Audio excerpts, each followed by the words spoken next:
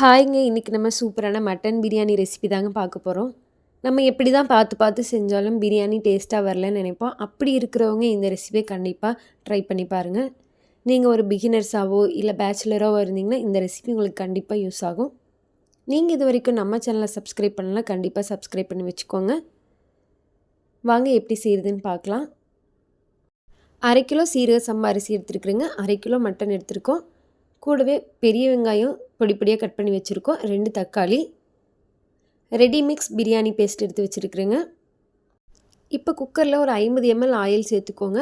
கூடவே 3 table spoon நெய் சேர்த்துக்கோங்க. அப்படி இல்லைன்னா ஃபுல்லாகவே நெய் சேர்த்துட்டிங்கனாலும் நல்லாயிருக்கும். இப்போ எண்ணெய் காஞ்சதுக்கப்புறம் நம்ம ஹோல் கரம் மசாலா சேர்த்துக்கலாங்க. ஒரு 2 பட்டை, 2 ஏலக்காய், 2 கிராம்பு, ஒரு 2 பிரிஞ்சி இலை, அன்னாசி பூ, லவங்கம், இந்த ரோஜாப்பூ இதழ்கள் இதெல்லாம் சேர்த்துட்டு ஒரு கொஞ்சம் பொரி விட்டுருங்க.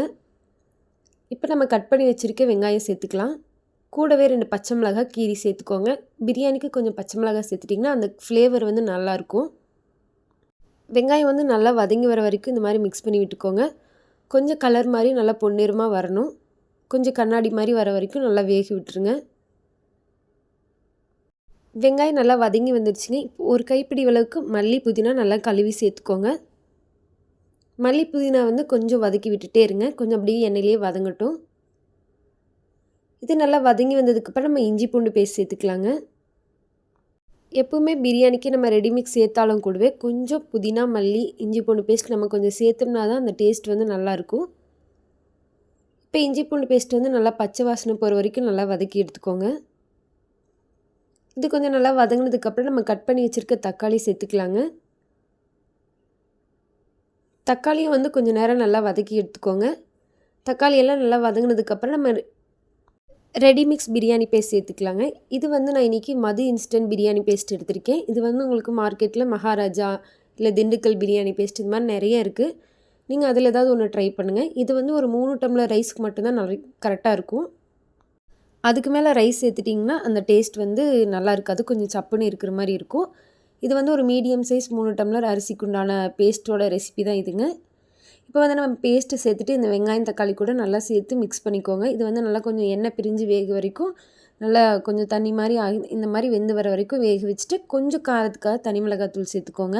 அப்போ தான் நல்லாயிருக்கும். இல்லைனா அதில் காரம் வந்து மைல்டாக இருக்கும், கொஞ்சம் நமக்கு சாப்பிட்றதுக்கு டேஸ்ட் பத்தாத மாதிரி இருக்கும். இப்போ இந்த அளவுக்கு நல்லா மிக்ஸ் பண்ணிவிட்டு நம்ம எடுத்து வச்சுருக்க மட்டன் சேர்த்துக்கலாங்க. மட்டன் வந்து நான் வேக வைக்கல, அப்படியே தான் சேர்த்துக்க போகிறேன். மட்டனில் வந்து மசாலா மிக்ஸ் ஆகிற மாதிரி நல்லா கலக்கி விட்டுட்டே இருங்க. நீங்கள் சிக்கன் எடுத்தாலும் சரி, மட்டன் எடுத்தாலும் சரி, இந்த மசாலா வந்து மட்டன், சிக்கன் எல்லாம் வந்து நல்லா கோட் ஆகுனா தான் அந்த சிக்கன் மட்டன் சாப்பிடும்போது அந்த ஒரு டேஸ்ட்டாக இருக்கும். கொஞ்சம் உப்பு காரத்தோடு இருக்கும்போது தான் நல்லா டேஸ்ட்டாக இருக்கும். இல்லைனா வந்து சும்மா சக்கை மாதிரி வெறும் கறி சாப்பிட்ற மாதிரி ஆயிருங்க. இந்த மாதிரி கொஞ்சம் நல்லா மிக்ஸ் பண்ணிகிட்டே இருங்க. இந்த அளவுக்கு மிக்ஸ் பண்ணிவிட்டு கொஞ்சம் உப்பு சேர்த்துக்கோங்க.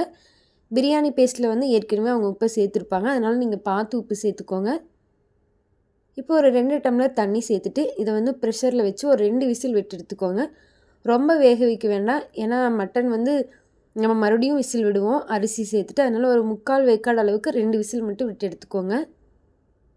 நம்ம அரிசி சேர்த்ததுக்கப்புறமே விசில் விட்டு எடுத்துக்கலாம்னு நினைப்பீங்க, பட் அப்படி செஞ்சிங்கன்னா நமக்கு வந்து அரிசி டக்குன்னு வெந்துடும், பட் மட்டன் வந்து சீக்கிரம் வேகாது. அதனால் முன்னாடியே மட்டனை வேக வச்சுட்டு அதுக்கப்புறம் அரிசி சேர்த்துக்கோங்க. இப்போ வந்து அரிசி சேர்த்துக்கோங்க. நான் இன்றைக்கி சீரக சம்பா ரைஸ் எடுத்துருக்குறேங்க. நீங்கள் பாஸ்மதி ரைஸ் கூட எடுத்துக்கலாம். இதுக்கு வந்து 1க்கு 1.5 டம்ளர் தண்ணினா 3 டம்ளர் சேர்க்கணும். நான் ஏற்கனவே 2 டம்ளர் மட்டன் வேக வைக்கிறதுக்காக சேர்த்துட்டேன். அதனால் இப்போ வந்து நான் ஒரு 2 டம்ளர் மட்டும் தண்ணி சேர்த்துக்கிறேங்க.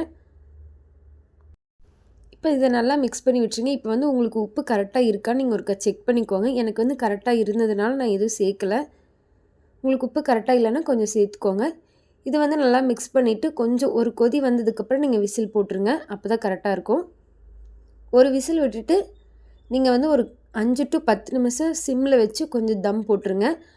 பிரியாணி வந்து அப்போ தான் இந்த மாதிரி நல்லா உதிரி உதிரியாக அழகாக இருக்கும்.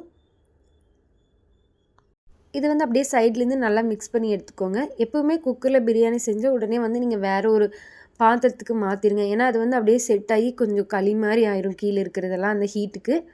நீங்கள் இந்த மாதிரி நல்லா மிக்ஸ் பண்ணிட்டு வேறு ஒரு பாத்திரத்துக்கு மாற்றிக்கோங்க. நமக்கு டைம் இல்லை, அப்படி இல்லை நான் புதுசாக செய்கிறேன் அப்படிங்கிறப்ப நம்ம இந்த ரெடி மிக்ஸ் யூஸ் பண்ணி கொஞ்சம் சுலபமாகவும் அதே சமயத்தில் நல்லா டேஸ்ட்டாக குறைவான நேரத்தில் வந்து இந்த பிரியாணி செஞ்சிடலாங்க. நீங்கள் கண்டிப்பாக இந்த பிரியாணி ரெசிபியை ட்ரை பண்ணுங்கள். நான் சொன்ன மாதிரி மட்டன் விசில் விட்டு அதுக்கப்புறம் ரைஸ் சேர்த்து விசில் விட்டிங்கன்னா தான் சாஃப்டாக இருக்கும் கறியெல்லாம். இதுவே சிக்கன்னா நீங்கள் டைரெக்டாகவே சேர்த்துட்டிங்கன்னா நல்லாயிருக்கும்.